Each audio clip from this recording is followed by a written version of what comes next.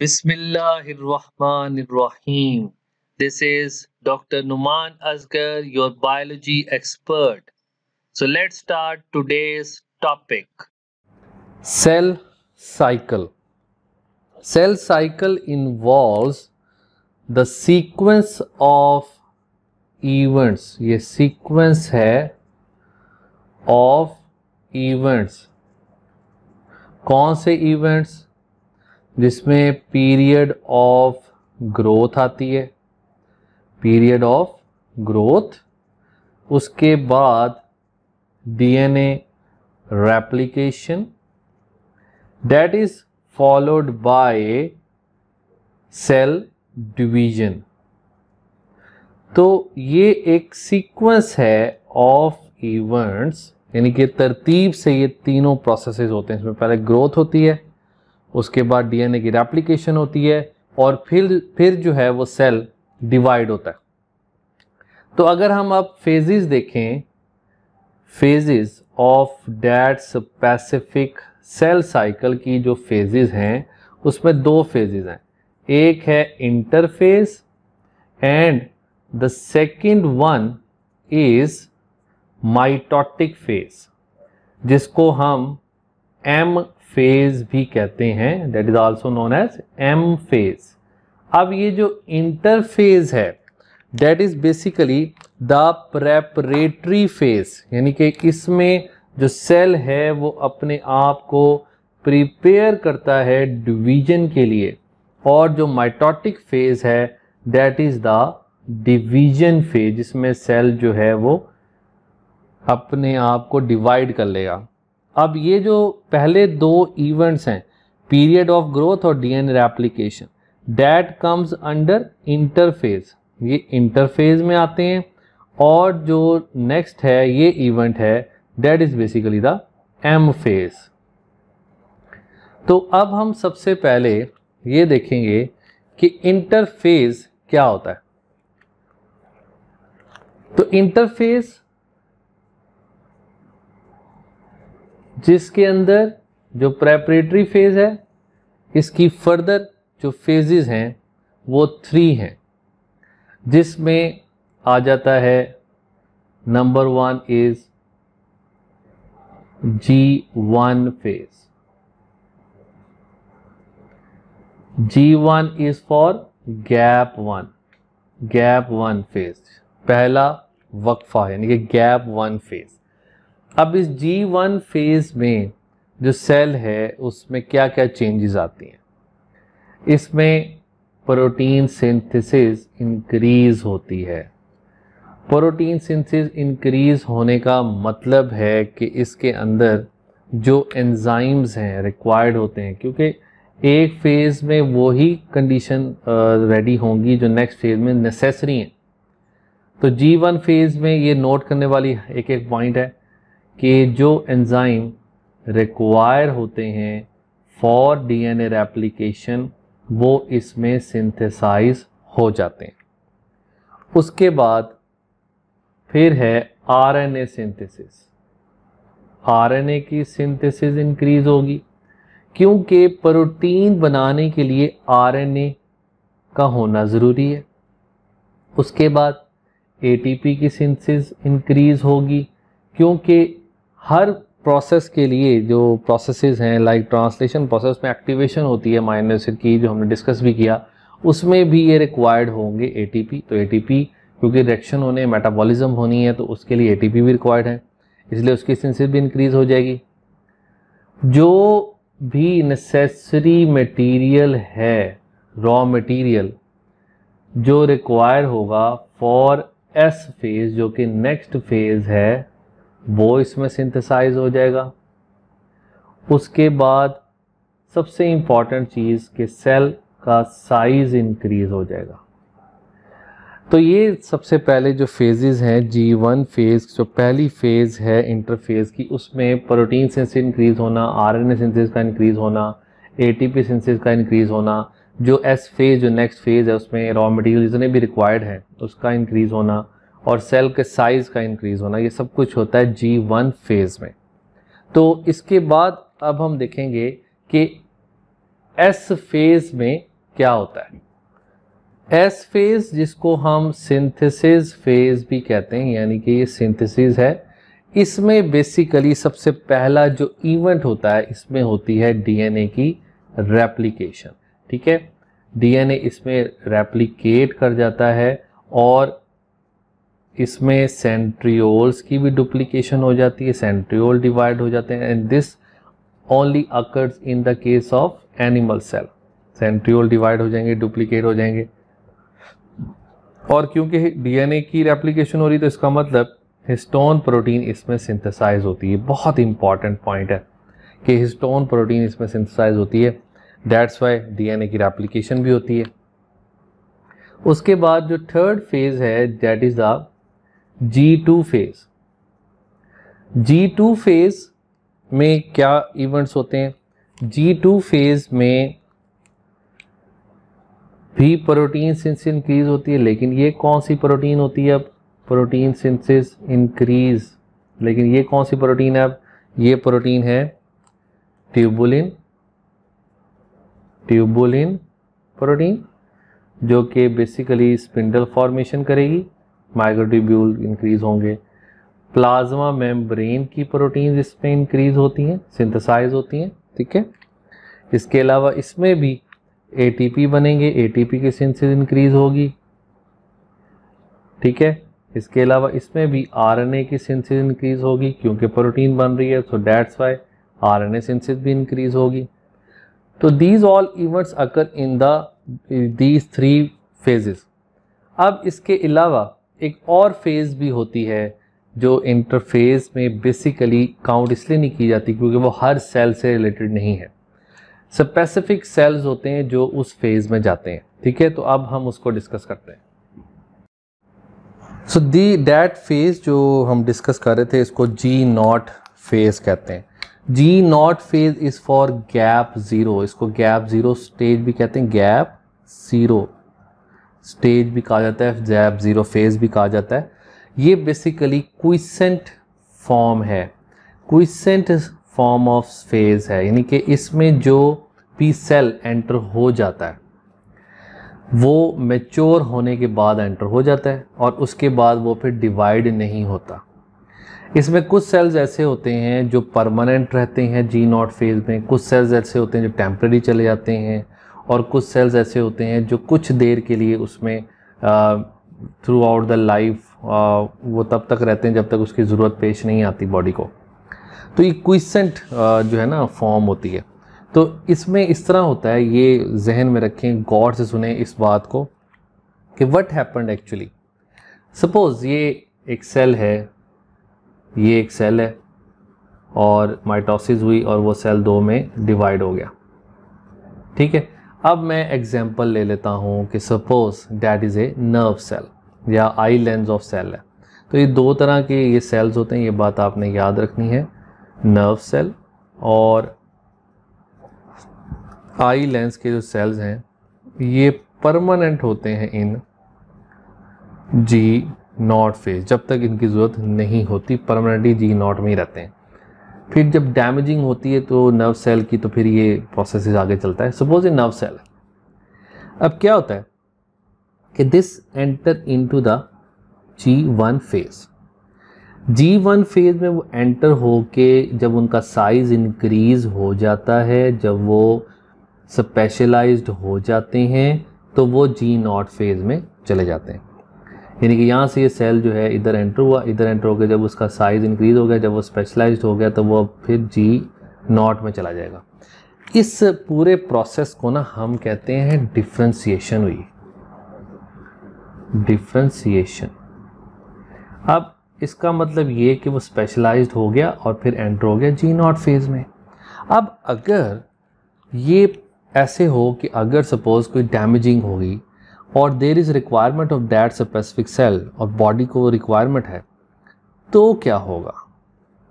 तो वो सेल दोबारा से G1 में आएगा। That cell comes in G1 से एज फेज G2 फेज, फिर उसकी माइटोसिस होगी और वो सेल जब अपनी प्रोसेस को कंप्लीट कर लेगा तो उस प्रोसेस को जब वो इसमें एंटर हुआ G1 में, G1 से पूरा प्रोसेस घुमा ठीक है। जैसे ही वो एंटर हुआ इसको कहते थे डी डिफ्रेंशिएशन। जब वो एंटर हो जाएगा इधर तो इस प्रोसेस को कहेंगे डी डिफ्रेंशिएशन,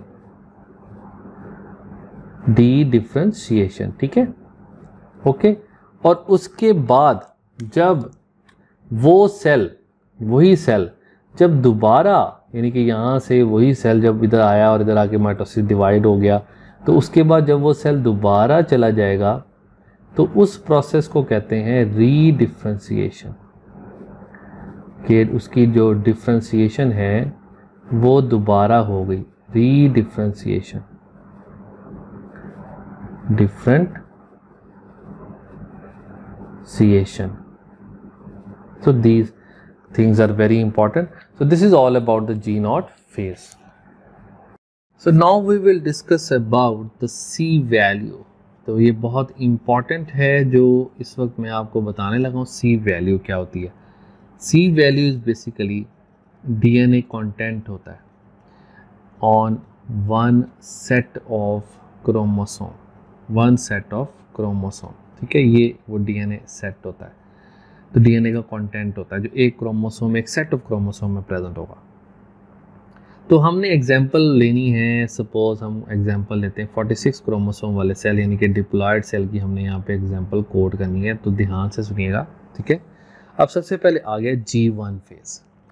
G1 फेज में क्या होता है? G1 फेज में अगर हम 46 की बात कर रहे हैं, ठीक है, 46, ओके, 46 का मतलब ये डिप्लॉयड हो गया।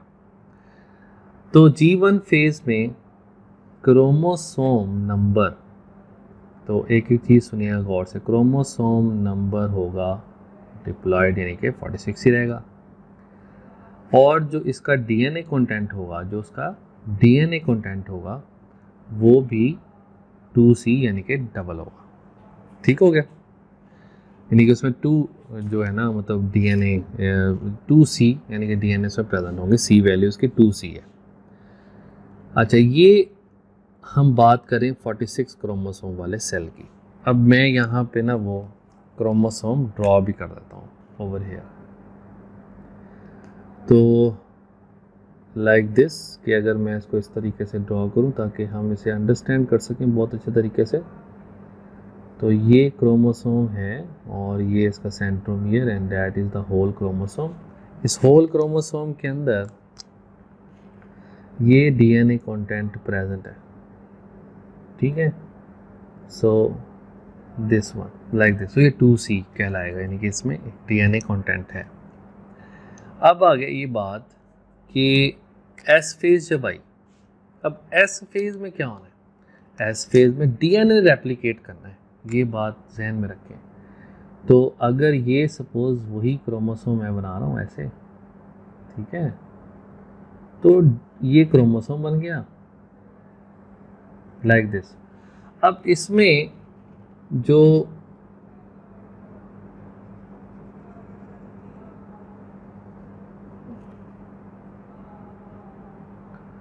so in that process like this, अब ये जो डीएनए यहाँ पे अब क्या होगा, डीएनए इज रेप्लिकेटेड, वो डीएनए रेप्लिकेट करेगा, उस एक डीएनए से 2 डीएनए बन रहे होंगे। यानी कि अगर मैं सपोज करूँ ये है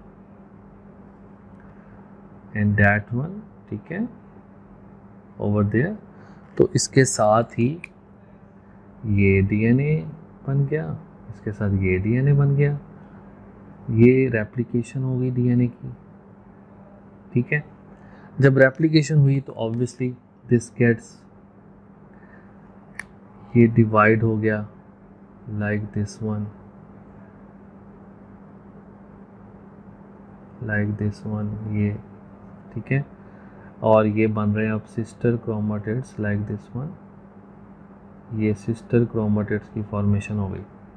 तो अगर मैं अब इसको ड्रॉ करूं तो मैं इसको इस तरीके से ड्रॉ कर सकता हूं कि अब ये इस तरीके से फॉर्म हो चुका है लाइक दिस वन, कि इसके अंदर अब सिस्टर क्रोमेटिड्स प्रेजेंट है, और ये पहले क्या था, पहले ये इस तरीके से प्रेजेंट था, ठीक है।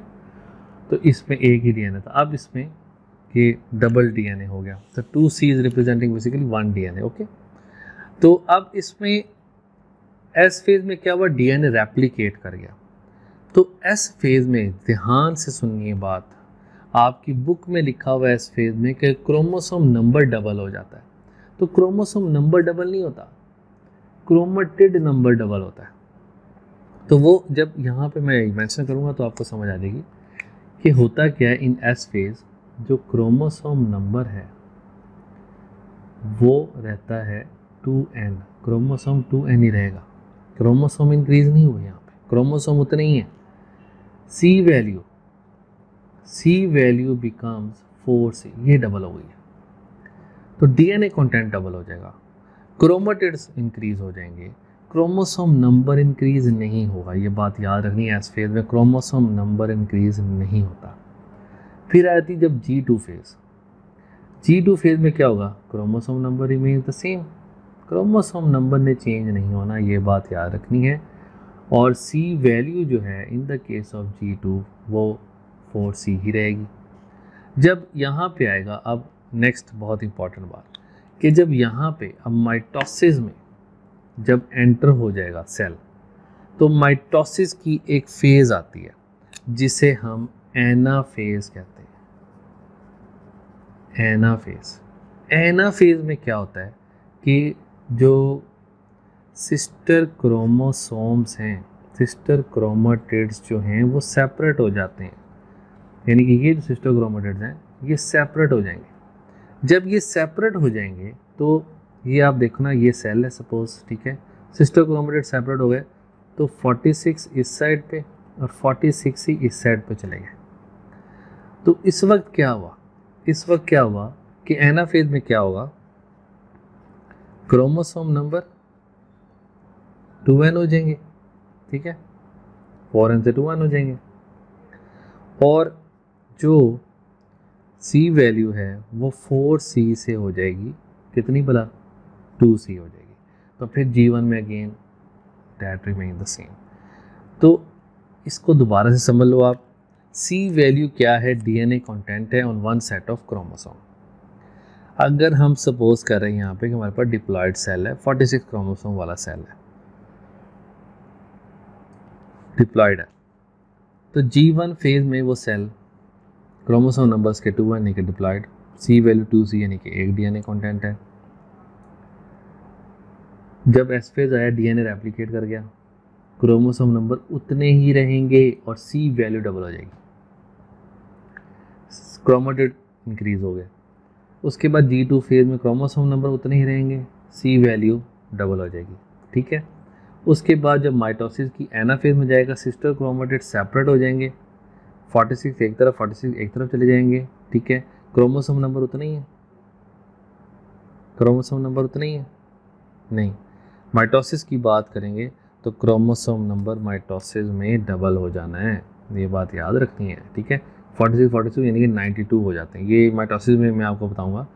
तो क्रोमोसोम नंबर इंक्रीज हो जाएगा, sorry for the previous information, chromosome number increase होगा यहाँ पे, और C वैल्यू, लेकिन जो C वैल्यू है, ठीक है, C वैल्यू वो भी डबल रहेगी, क्योंकि क्रोमोसोम नंबर जब इंक्रीज हो रहा है, ठीक है, तो जब जो C वैल्यू है हर क्रोमोसोम में जो C वैल्यू है वो 2c हो जाएगी, ठीक है, क्योंकि एक क्रोमेटिड आ जाएगा तो वो डबल नहीं होगा। तो कंफ्यूज नहीं होना, इस वक्त मैं आपको कंफ्यूज कर रहा हूँ लेकिन आपने कंफ्यूज नहीं होना।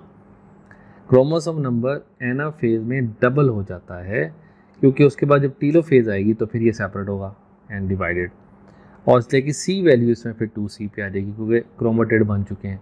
तो हर क्रोमोसोम में एक डीएनए प्रेजेंट होगा तो वो 2c हो जाएगी। जब टीलोफेज आएगी, साइटोकिनेसिस आएगी, सेल डिवाइड हो जाएगा, तो इसका क्रोमोसोम नंबर अगेन वापस 2n पे आ जाएगा। तो this is all about the interphase. अब हमने इसमें सिर्फ एक पॉइंट यहाँ पे डिस्कस करना है इंटरफेज में, वो हमने ये डिस्कस करना है कि क्या टाइम होता है ह्यूमन के सेल में।